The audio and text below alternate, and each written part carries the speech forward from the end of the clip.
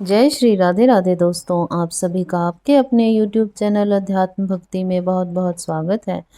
आइए आज आप सब जानेंगे कार्तिक मास महात्म्य के 16वें अध्याय की कथा।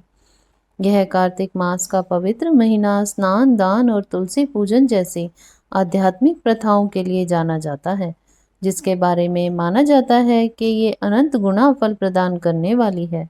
यह शुभ महीना श्री श्री राधा मदन मोहन को सबसे प्रिय महीना है।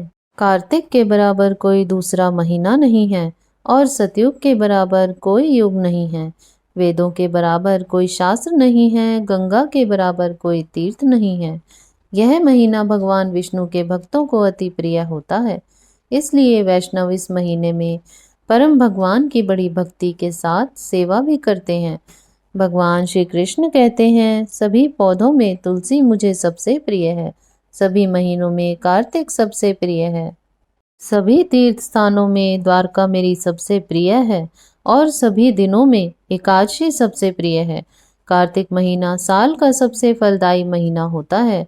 भगवान को प्रसन्न करने के लिए की गई हर छोटी बड़ी भक्ति, तपस्या या दान इस महीने में 1000 गुना बढ़ जाता है। तो आइए अब सुनते हैं कार्तिक मास कथा महात्म्य के 16वें अध्याय की कथा। पिछले अध्याय अर्थात 14वें और 15वें अध्याय में नारद जी जलंधर को कैलाश पर्वत पर स्थित खजाने के बारे में बताते हैं और माता पार्वती की सुंदरता के बारे में भी वर्णन करते हैं कि महादेव के अतिरिक्त कोई दूसरा त्रैलोक्य में समृद्धिशाली नहीं है। तथा 15वें अध्याय में नारद जी बताते हैं कि जलंधर का दूत बनकर राहु कैलाश पर्वत पर पहुंचता है और अपनी बातें कहता है। राहु की बातें सुनकर महादेव जी को क्रोध आ जाता है और कीर्ति मुख प्रकट होता है, इसलिए भगवान शिव जी के द्वार पर हमेशा कीर्ति मुख होता है। तो आइए सुनते हैं 16वें अध्याय की कथा।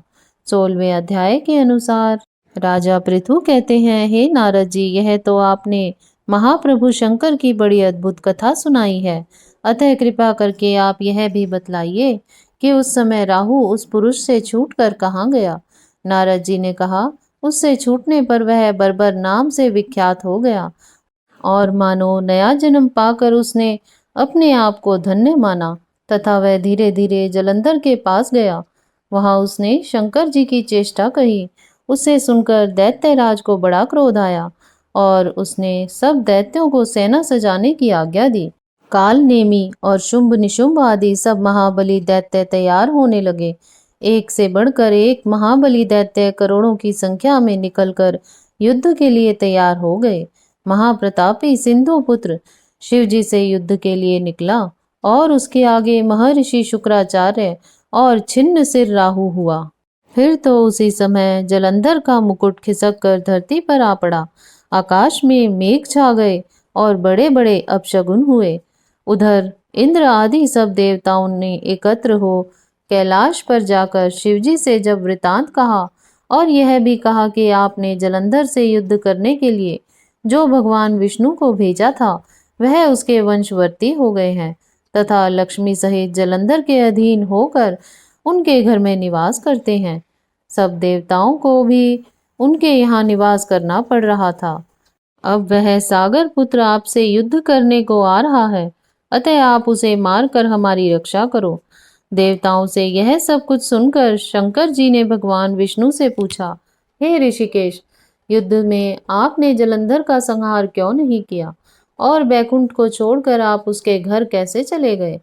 तब भगवान विष्णु ने हाथ जोड़कर शिवजी से कहा, उसे आपका अंशी या लक्ष्मी जी का भाई होने के कारण नहीं मारा है, वह बड़ा ही वीर व देवताओं से अजय है। मैं सत्य कहता हूँ कि उसे कोई भी नहीं मार सकता। इस पर लक्ष्मी जी ने मुग्ध होकर और मैंने स्वयं उसके घर में रहने का वर दे दिया, इसलिए मैं उसके घर में रहता हूँ। हे सुरवर्य विष्णु, आप ये क्या कहते हैं? उस दैत्य जलंधर को मैं अवश्य मारूंगा, इसमें कोई भी संदेह नहीं है। अब आप सब देवता अपने स्थान को जाइए, जलंधर को मेरे द्वारा ही मारे जाना निश्चित है। जब शंकर ने ऐसा कहा तो सब देवता संदेह रहित होकर अपने स्थान को चले गए। ठीक उसी समय पराक्रमी जलंधर अपनी विशाल सेना के साथ कैलाश पर्वत को घेर के सिंहनाद करने लगा। दैत्यों के नाद और कोलाहल से शिवजी क्रुद्ध हो गए। उन्होंने अपनी नंदी आदि गणों को उसके साथ युद्ध करने की आज्ञा दे दी। कैलाश पर्वत के पास भीषण युद्ध होने लगा। दैत्यों ने अनेक प्रकार के अस्त्र शस्त्र बरसाने शुरू किए। मेरी मृदंग, शंख और तीरों तथा हाथी, घोड़ों व रथों के शब्द से धरती कांपने लगी। युद्ध में कटकर मरे हुए हाथी, घोड़े और पैदलों का पहाड़ सा लग गया, जिससे कि युद्ध भूमि में और भी आगम्य हो गई। दैत्यों के आचार्य शुक्राचार्य अपनी मृत संजीवनी विद्या से सब दैत्यों को जलाने लगे। यह देखकर शिवजी के गण व्याकुल हो गए और उनके पास जाकर सारा वृतांत कह सुनाया। उसे सुनकर भगवान रुद्र के क्रोध की सीमा न रही। वह अपने भयंकर रूप से दिशाओं को प्रज्वलित करने लगे। फिर तो उस समय उनके मुख में एक बड़ी भयंकर कन्या उत्पन्न हुई, जिसकी दोनों जंघाएं लाल वृक्ष के समान थी। वह युद्ध भूमि में जाकर सब असुरों का चर्वण करने लगी। युद्ध भूमि में इस तरह विचरते हुए वह शुक्राचार्य जी के पास पहुंची और शीघ्र ही उन्हें अपने उदर में गुप्त कर लिया। स्वयं भी अंतर ध्यान हो गई। शुक्र के गुप्त हो जाने पर दैत्यों का प्रमुख मलिन पड़ गया और वह युद्ध छोड़कर भागने लगा। इस पर अनेक शुंभ, निशुंभ और काल नेमी आदि सेनापतियों ने अपने भागते हुए वीरों को रोककर शिव गणों पर बड़ा कठिन प्रहार किया। और ऐसा ही शिवजी के नंदी आदि वीर गणों ने, जिनमें गणेश, स्वामी कार्तिकेय भी थे, अपने गणों को रोककर दैत्यों से भीषण युद्ध किया। तो इस प्रकार से 16वें अध्याय की कथा पूर्ण हुई। तो आइए अब सुनते हैं लपसी तपसी की कहानी। ऐसा माना जाता है कि इस कहानी को सुने बिना कार्तिक महात्म्य सुनने का सुफल प्राप्त नहीं हो पाता। तो लपसी तपसी की कहानी इस प्रकार से है। प्राचीन समय की बात है। एक गांव में दो भाई रहते थे। एक का नाम लपसी था और दूसरे का नाम तपसी। तपसी तो भगवान की तपस्या करता था और लपसी सवा सेर की लस्सी बनाकर भगवान को भोग लगाता और लोटा हिलाकर जीम लेता था। एक दिन दोनों लड़ने लगे। लपसी बोला कि मैं बड़ा हूँ और तपसी बोला कि मैं बड़ा हूँ। इतने में नारद जी आए और पूछने लगे कि क्यों लड़ रहे हो। लपसी ने कहा मैं बड़ा हूँ और तपसी ने कहा मैं बड़ा हूँ। तपसी बोला मैं सारे दिन भगवान की पूजा करता हूँ। नारद जी बोले कि मैं तुम्हारा फैसला कर दूंगा। दूसरे दिन तपसी नहा कर आने लगा तो नारद जी ने 1.25 करोड़ की अंगूठी उसके आगे फेंक दी। उसने आंख खोल कर देखा तो 1.25 करोड़ की अंगूठी पड़ी है। तब तपसी ने वह अंगूठी उठाकर बगल के नीचे दबा ली और तपस्या करने लगा। लपसी सुबह उठकर नहाकर 1.25 सेर लस्सी बनाकर भगवान को भोग लगाकर लोटा हिलाकर जीमने लगा। इतने में नारद जी आए और दोनों को बिठाया। तब नारद जी ने तपसी से पूछा तुम्हारे हाथ के नीचे क्या है।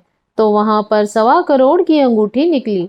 तब नारद जी बोले कि ये अंगूठी तो तूने चुराई है, इसलिए तेरी तपस्या भंग हो गई, इसलिए लपसी बड़ा है। तपसी बोला महाराज मेरी तपस्या का फल कैसे मिलेगा। तो नारद जी बोले तेरी तपस्या का फल कार्तिक नहाने वाली देगी।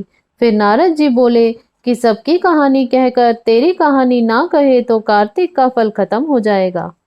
तो इस प्रकार से कार्तिक महात्म्य के साथ लपसी और तपसी की कहानी सुनने से कार्तिक महात्म्य का संपूर्ण फल प्राप्त होता है।